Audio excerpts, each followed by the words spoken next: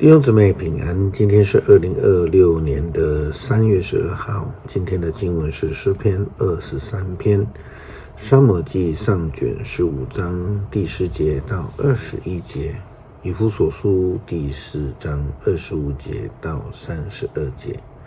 今天要跟大家分享的主题是新生命。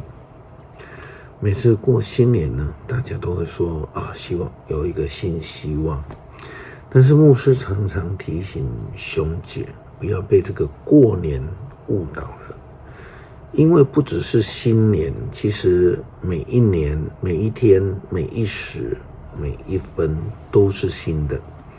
我们虽然仍旧是旧的人，但却时时刻刻在经历新的日子。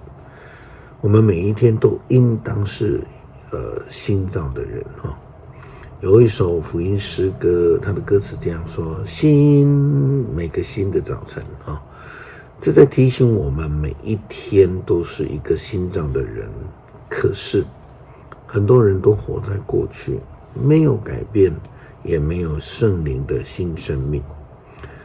就如同撒母耳记上卷15章第10节到21节记载的扫罗王一样，他被上帝拣选膏抹，设立为以色列国的第一位王，却没有新的生命的表现。他得罪了上帝，让上帝伤心透了。经文这样说上主对撒母耳说：我后悔立扫罗做王，他已经离弃我，违背了我的命令。撒母耳很不高兴，整晚向上主恳求。第二天早上，撒母耳去找扫罗，他听说扫罗已经到了迦密，在那里为了自己筑了一座纪念碑，然后往吉甲去了。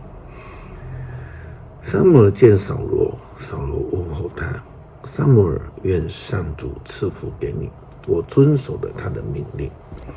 撒母耳说：是吗？为什么我还听见牛羊鸣叫呢？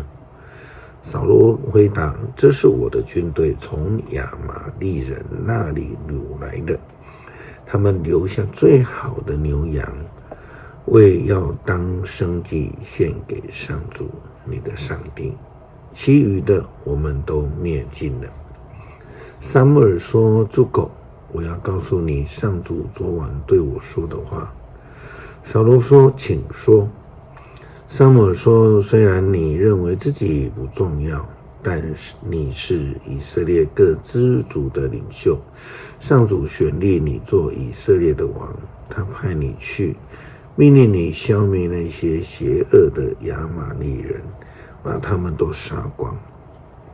你为什么没有听从呢？你为什么急急忙忙掠夺战利品，做了上主看为邪恶的事？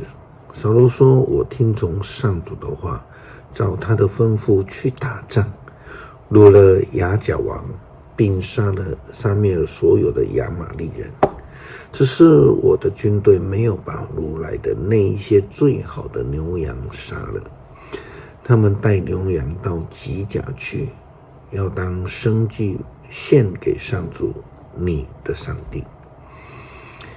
新的生命，新造的人，就是要脱去旧的生命罪的辖制。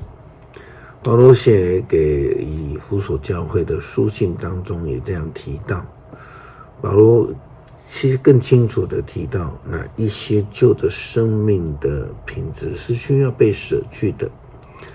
以弗所书第4章25节到32节这样说道：所以你们不要再撒谎，每一个人必须向弟兄说诚实话，因为我们都是基督身体上的肢体。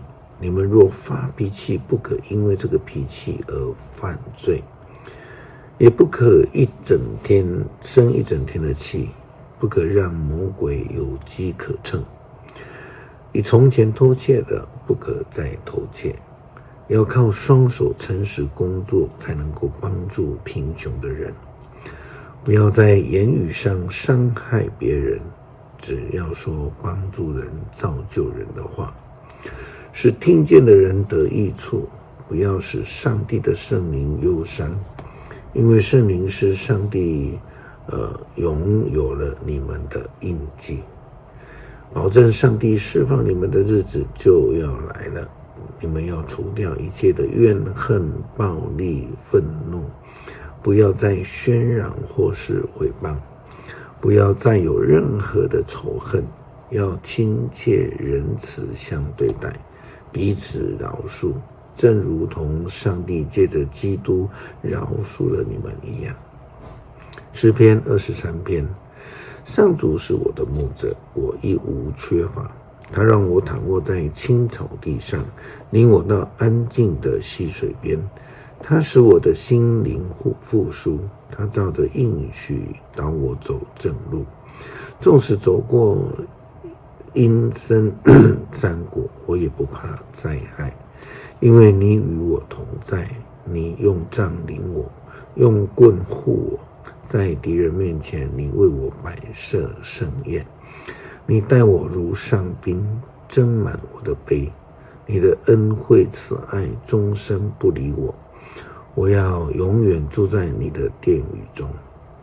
恳求主借着耶稣基督的宝血赐给我们救恩，使我们能够领受圣灵的新生命，每一天都更新，越来越与主能够亲近。祷告是奉主耶稣基督圣名求，阿们。